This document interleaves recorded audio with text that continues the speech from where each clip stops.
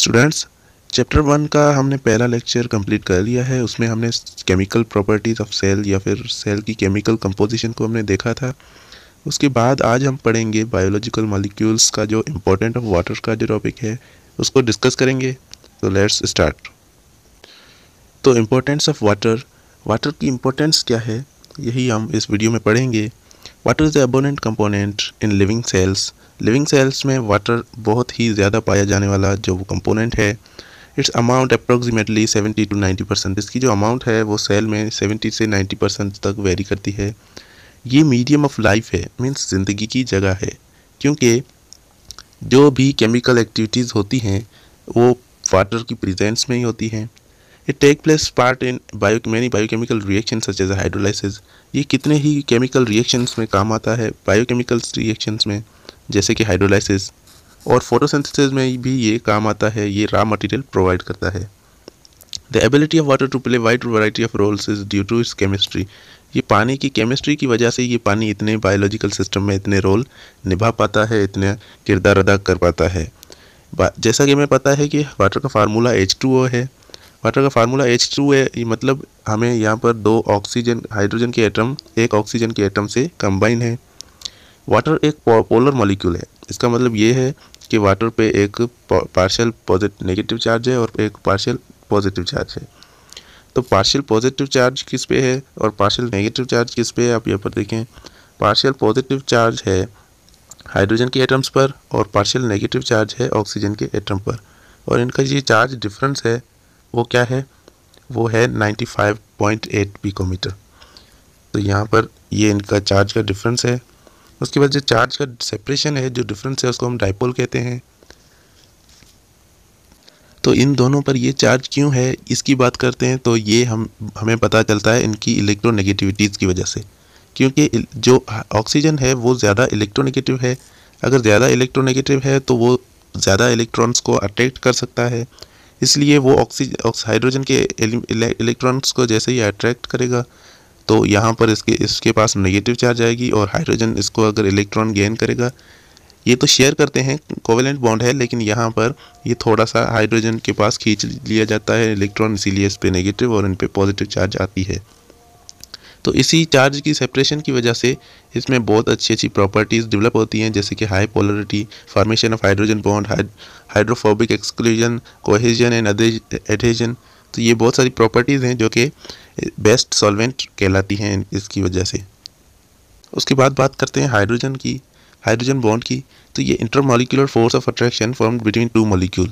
दो मॉलिक्यूल्स के बीच में जो फोर्स है इसको हम बोलेंगे इंटरमॉलिक्यूलर फोर्स। तो इंटरमॉलिक्यूलर फोर्स ऑफ अट्रैक्शन, पानी के दो मॉलिक्यूल्स के बीच में जो फोर्स ऑफ अट्रैक्शन है इसको हम बोलेंगे हाइड्रोजन बॉन्ड।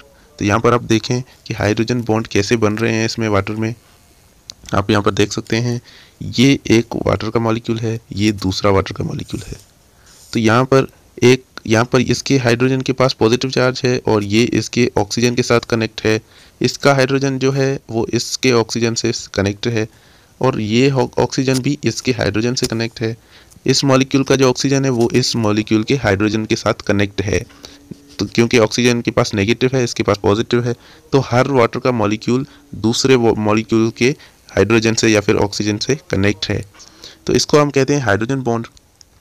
तो हाइड्रोजन यहाँ पर जो दो मॉलिक्यूल्स हैं उनके बीच में पॉजिटिव और नेगेटिव चार्ज की वजह से जो अट्रैक्शन है, जो फोर्स ऑफ अट्रैक्शन है, इंटरमॉलिक्यूलर फोर्स है, उसको हम कहेंगे हाइड्रोजन बॉन्ड।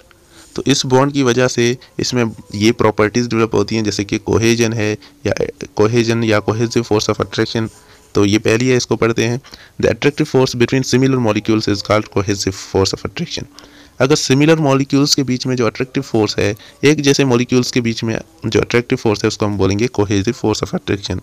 तो जैसे कि यहाँ पर आप देख सकते हैं ये वाटर के मॉलिक्यूल्स ये सिमिलर हैं, एक जैसे हैं, तो यहाँ पर इनके बीच जो बॉन्ड है, जो फोर्स ऑफ अट्रैक्शन है वो क्या है, वो है कोहेसिव फोर्स ऑफ अट्रैक्शन। तो कोहेसिव फोर्स ऑफ अट्रैक्शन दो सिमिलर मॉलिक्यूल्स के बीच में होती है। Due to polar nature water molecule attract each other. Polar nature की वजह से वाटर मॉलिक्यूल्स एक दूसरे को अट्रैक्ट करते हैं और क्या बनाते हैं, हाइड्रोजन बॉन्ड बनाते हैं। हाइड्रोजन बॉन्ड की वजह से क्या होता है, एक पे पॉजिटिव चार्ज होती है और दूसरे पे स्लाइटली नेगेटिव चार्ज होती है।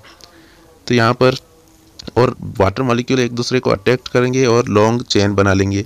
लॉन्ग चेन बनाएंगे, इसकी वजह से वाटर जो है वो फ्रीली फ्लो कर पाता है, क्योंकि वो एक दूसरे से मॉलिक्यूल्स अलग नहीं होंगे, एक दूसरे से फ्रीली वो अच्छे से कनेक्ट होंगे। तो ये सेल के प्रोटोप्लाज्म में भी बहता है, ब्लड वेजल्स में भी बहता है और ट्रांसपोर्टिंग कंडक्टिंग टिश्यू में भी ट्रांसपोर्ट करता है। उसके बाद है एडहेजन और एडेसिव फोर्स ऑफ अट्रैक्शन। तो एडेसिव फोर्स ऑफ अट्रैक्शन दो डिसिमिलर मॉलिक्यूल्स के बीच में होती है, दो अलग अलग मॉलिक्यूल्स के बीच में होती है। एक जैसे मॉलिक्यूल नहीं होंगे, अलग अलग होंगे, तो उनके बीच में जो इंटरमॉलिक्यूलर फोर्स होगी उसको हम बोलेंगे adhesive force of attraction. Due to polar nature water molecules attract charge molecules and attach with them. Polar nature की वजह से वाटर मॉलिक्यूल क्या करते हैं, दूसरे मॉलिक्यूल्स को आप जो चार्ज वाले मॉलिक्यूल्स होते हैं उनको अट्रैक्ट करते हैं और अपने साथ अटैच कर लेते हैं। And can hold the water molecules in vessels and prevent them backward flow. और उनको जकड़ के रखते हैं अपने साथ और वो उनको बैकवर्ड फ्लो नहीं करने देते, उनको वापस जाने नहीं देते। यहाँ पर आप देखें, ये सिमिलर जो रेड वाले हैं ये वाटर मॉलिक्यूल्स हैं। तो ये दोनों, इन दोनों के अगर बीच की जो फोर्स होगी वो होगी कोहेसिव फोर्स ऑफ अट्रैक्शन। और ये वाटर मॉलिक्यूल है और ये वाल है, तो वाल के बीच में, इनके बीच में भी एक किस्म का बॉन्ड है और ये फोर्स ऑफ अट्रैक्शन इनके बीच है क्योंकि ये नीचे नहीं गिर रहा। तो इसको हम बोलेंगे एडेसिव फोर्स ऑफ अट्रैक्शन या फिर एडहेजन। तो ये दो फोर्स ऑफ अट्रैक्शन थी जो वाटर के मॉलिक्यूल्स के बीच में होती है। तो इनके पास जो फोर्स है वो इनको नीचे नहीं गिरने दे रही और इनका जो वाटर के मॉलिक्यूल्स के साथ फोर्स है वो इनको फ्रीली फ्लो करवा रही है। तो ये था यहाँ पर। उसके बाद है high specific heat capacity. Means high specific heat capacity means वो हीट जो किसी भी सब्सटेंस के 1 ग्राम को 1 सेंटीमीटर तक बढ़ाने के लिए चाहिए। मीन्स उसका हमें टेम्परेचर बढ़ाना है, उसका हमें 1 ग्राम हमें उसका मास मिला हुआ है, मास 1 ग्राम है, उसका हमें 1 ग्राम तक 1 सेंटीग्रेड तक टेम्परेचर बढ़ाना है। मीन्स अगर 15 है तो उसका 16 करना है, 1 सेंटीग्रेड तक बढ़ाना है। और उसके लिए हमें जो हीट चाहिए उसको बोलते हैं स्पेसिफिक हीट। स्पेसिफिक हीट वो होती है जो किसी भी अमाउंट को एनर्जी चाहिए उसको टेम्परेचर उसका बढ़ाने के लिए 1 ग्राम का 1 सेंटीमीटर तक 1 सेंटीग्रेड तक बढ़ाने के लिए। तो ये था हमारे स्पेसिफिक हीट कैपेसिटी। तो ये वाटर की क्या है, ये वाटर की स्पेसिफिक हीट कैपेसिटी बहुत ही हाई है। इसकी वजह से क्या होता है, वाटर जो है वो जल्दी उसका टेम्परेचर बढ़ नहीं पाता जल्दी से, या थोड़े से टेम्परेचर पे वाटर वेपर्स में कन्वर्ट नहीं हो पाता। इसकी वजह से जो इनके अंदर जो हीट होती है वो वहीं पर इतनी ही रहती है, ज़्यादा हीट उनमें नहीं होती, वार्म अप वो नहीं होते। और इसकी वजह से ये ऑर्गेनिजम्स में स्टेबलाइज़र की तरह काम करते हैं। ये हीट को स्टोर कर लेते हैं, उनको ज़्यादा हीट, उनको जो हीट सेंसिटिव होते हैं उनको बचा लेते हैं। उसके बाद high heat of vaporisation means heat of vaporisation उसको कहते हैं जो किसी भी लिक्विड मॉलिक्यूल को गैस मॉलिक्यूल में चेंज करने के लिए चाहिए।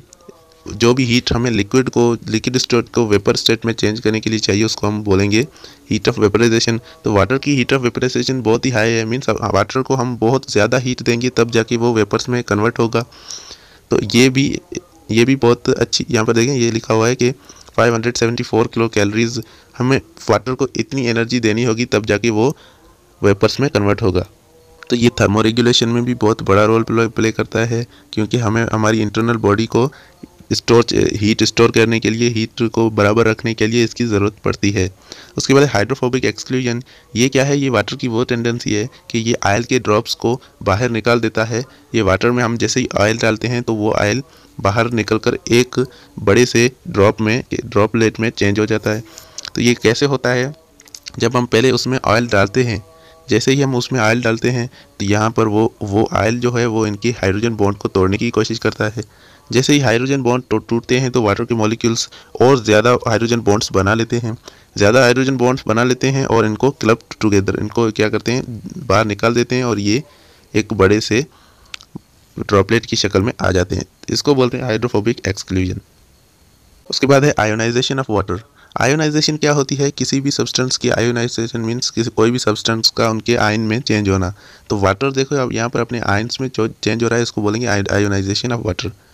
तो यहाँ पर जैसे ही जब वाटर को हम आयोनाइज करते हैं तो उसमें हमें मिलता है H+ आयन और OH- आयन।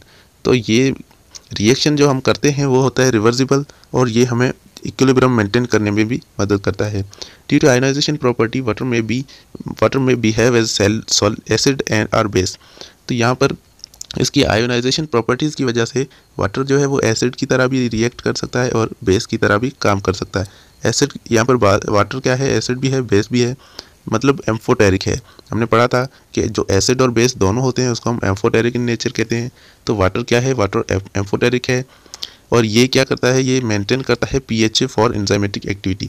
ये हमें एंजाइम की एक्टिविटी के लिए पीएच मेंटेन करने में काम आता है, क्योंकि ये एम्फोटेरिक है। तो ये अच्छे से जब अगर एसिडिक पीएच चाहिए तो ये एसिडिक बन जाएगा, जब बेसिक पीएच चाहिए तो ये फिर से बेसिक बन जाएगा। तो यहाँ पर एंजाइम की एक्टिविटी की पीएच जो है वो मेंटेन हो रही है। उसके बाद anomalous behaviour of water means unusual behaviour, means ऐसा बिहेवियर जो सरप्राइजिंग हो, जो न्यू हो, जो यूनिक हो, जो अलग से हो एक किस्म का। तो यहाँ पर वाटर एक डिफरेंस बिहेवियर शो करता है 4 सेंटीग्रेड के नीचे, क्योंकि जो भी मादा होता है वो टेम्परेचर लो होने की वजह से क्या होता है, कॉन्ट्रैक्ट होता है। लेकिन यहाँ पर वाटर एक अलग ही हमें फिनोमिनन दिखाता है। जब इसका टेम्परेचर 4 सेंटीग्रेड से नीचे डिक्रीज़ किया जाता है तो वाटर है वो एक्सपेंड करता है और उसकी डेंसिटी जो है वो बढ़ जाती है, डेंसिटी कम हो जाती है। तो इस कंडीशन की वजह से जो आइस है वो हल्की होती है और वो पानी में तैरने लगती है। तो इसी की वजह से जो यहाँ पर मिसाल के तौर पे ये आइस है, नीचे पानी है, ये आइस ऊपर आ गई है और नीचे जो ऑर्गेनिजम्स हैं वो ठीक से आराम से रह पा रहे हैं। तो इसी की वजह से ये फ़ायदा हमें हो रहा है कि एक्वेटिक लाइफ है वो फ्रोज़न वाटर के नीचे आराम से रह पाती है। तो उम्मीद है आपको ये वीडियो समझ में आएगी होगी। इस वीडियो को लाइक करना, चैनल को सब्सक्राइब करके बेल आइकन को प्रेस ज़रूर कर देना। Thank you so much.